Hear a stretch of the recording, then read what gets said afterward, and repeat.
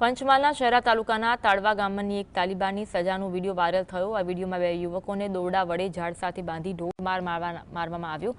શહેરી ન્યાયના મામલામાં શહેરા પોલીસે વિડીયોને આધારે 10 લોકોને હસ્તગત કરી કાયદેસરની કાર્યવાહી કરી।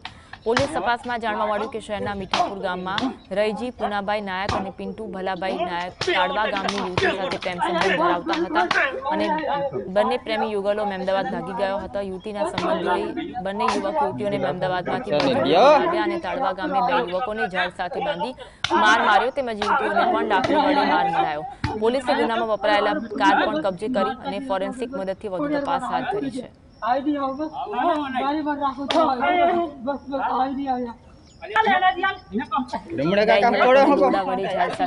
તાલિબાની સજા આપવામાં આવી હતી।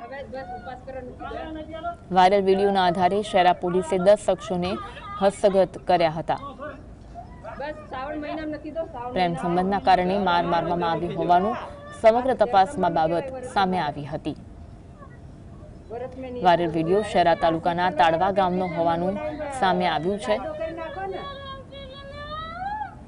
શહેરમાં તાલિબાની સજાનો વિડીયો વાયરલ થયો છે।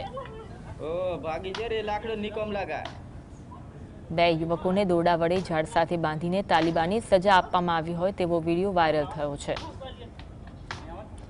વાયરલ વિડીયોના આધારે શહેરા પોલીસ દ્વારા કાર્યવાહી કરાઈ છે અને 10 શખ્સોને હસ્તગત કરવામાં આવ્યા છે।